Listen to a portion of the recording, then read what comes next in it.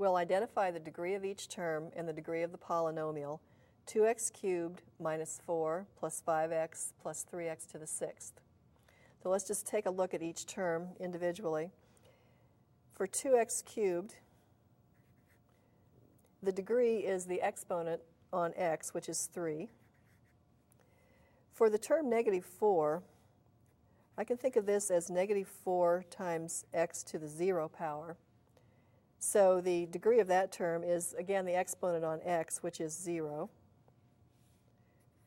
For the term 5x, I can think of this as 5 times x to the first power, which tells us that the degree is the exponent 1.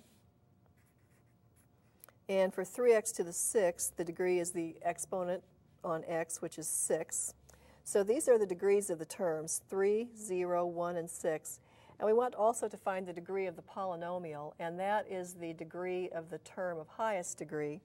So the degree of the polynomial is 6.